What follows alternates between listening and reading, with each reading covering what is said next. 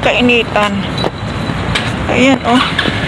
Napalabas na ako galing loob ng hospital. Nakalimutan ko. Antak na to kasi ako sa loob. Nandito na ako.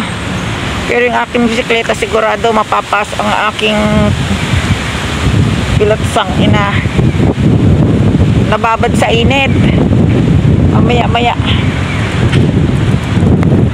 Ako rin nabababad na sa init. Hindi pa ako pwedeng magtanggal ng mask kasi mayroon pa akong pupuntahan pharmacy. Tapos mamamalengke na ako. Malayo. May gusto akong bilhin kasi gustong bumili ng laman loob ng baboy.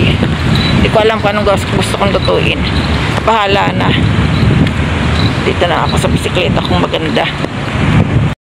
Ayan.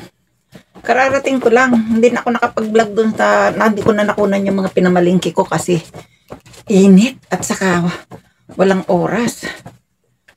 Napagod ako. Ang layo ng aking pinamisikleta. Pero nakakita ako ng dahon ng dahon ng kalabasa at saka setaw. Kaya magluluto ako ng setaw.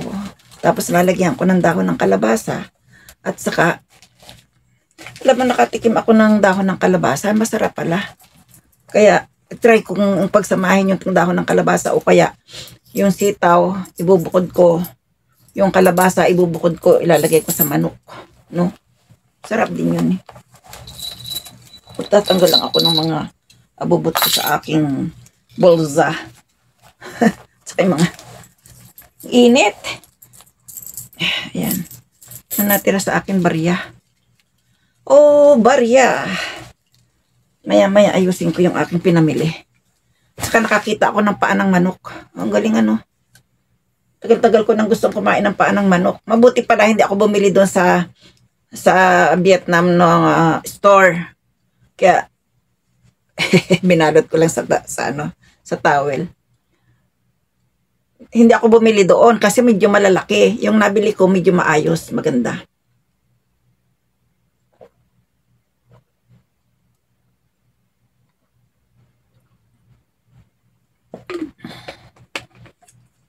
Meron pa akong isasampay.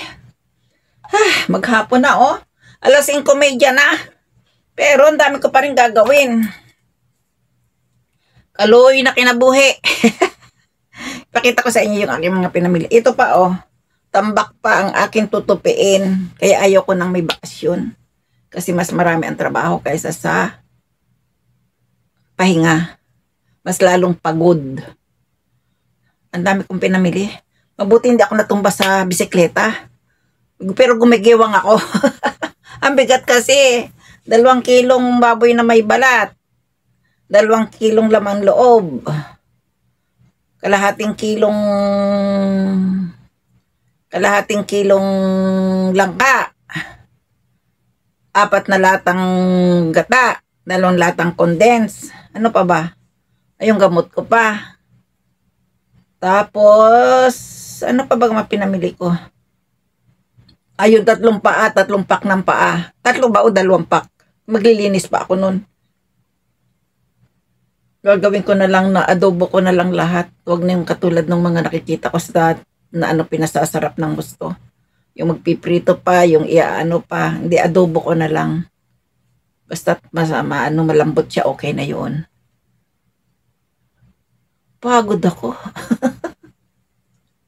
Kapoy. May sasampay pa ako eh. Alin bang uunahin ko? Magsasampay?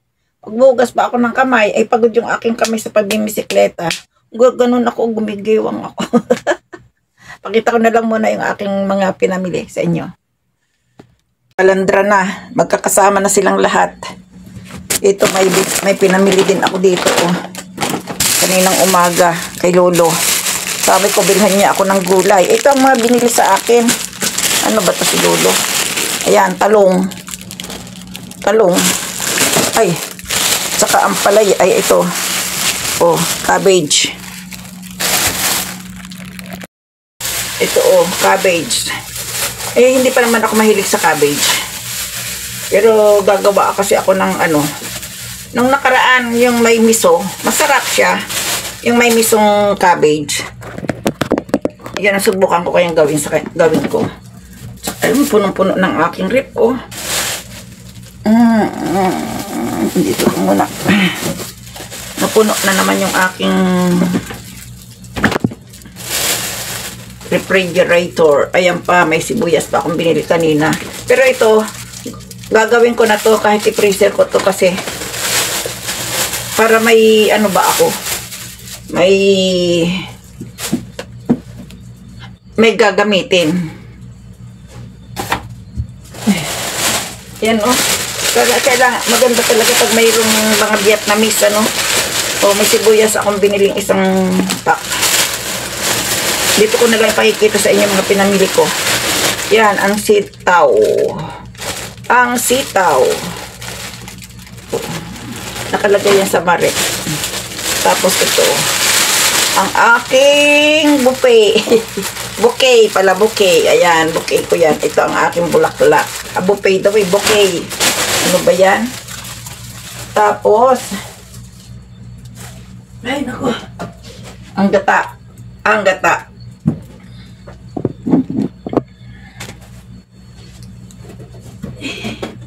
Apat na gata ang binili ko. Kasi ang hirap-hirap dito. Talaga, sa totoo lang, kailangan ko lagi akong may stock ng gata. Kasi, once na naisipan ko magluto ng ginataan, mayroon. May nakikita sa ito. Yung aking ano. Itinago ko kay Lola Eri kasi magluluto ako ng palabok. Eh, ang hirap na malengke. Pag naisipan mo magluto ng palabok, yan ang gagawin kong ano, hipon.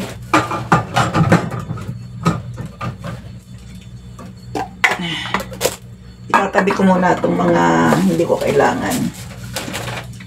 Kasi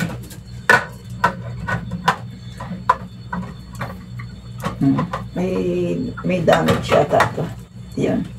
Tumayo din. Ayan ang most mura kasi ito doon. Pag sa ano kami bibili sa department store, ito 400. Pero pag doon sa sinasabing Gumo store, mura lang ito.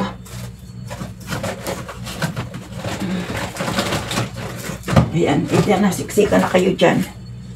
Tapos, ito ang mga karne-karne. Abigat. Ay. Oh. Amoy ano tuloy ako. Ayan, oh. Mayroon akong balon-balunan na binili. Hindi ko pa ito malilinis. Pero dapat malinis na ito eh. Linisin ko na rin kaya para tipid ako sa ano. Ayan ang iriripa ko pa. Paanang ano ba tawag doon? Pakpak. Tapos may nabili akong isda. Ito ipapaksiw ko at isasama ko doon sa dito, no? Gagataan ko. Kaya ito kailangan ko to. Pero may lakad ako bukas. Kaya hindi ko pa rin ito maluluto lahat.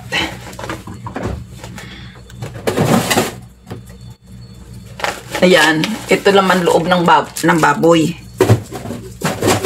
Ay, hindi kakasya. Oh, hindi kakasya. Ilaga ko na rin kaya. Para pag ano, kakainin na lang, ano. Honey. Oh, habang may oras ako ngayong araw na to.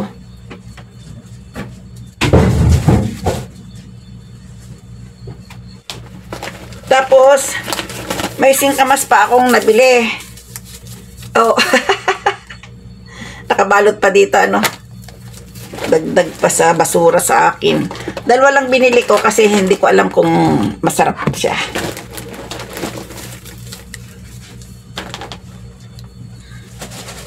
Marami doon sanang mabibili. Kaso nga, syempre, ayan, may langka, frozen. 245 lang daw to, kaya dalawa na binili ko. Tapos yung kanilang ano, Peking duck. Mayroon. Punong-puno. Kasi may binili ako kaninang ano, ice cream. Napuno tuloy yung aking rep. Oh, ito may sauce. ko alam kung ano yung sis niya. Tanga sa taas. Ito yung paa ng manok. Oh. Naku, talaga naman. Maganda-ganda to. Ito yung malambot. Oh, diba? May dalawang paka akong binili. Oh, di mayroon akong ngangata-ngatain. Tapos ito naman yung may balat. Masarap to i-adobo. Yan lang. Ito lang ang aking mga pinamili. At maglilinis pa ako. Yan ang problemang malaki.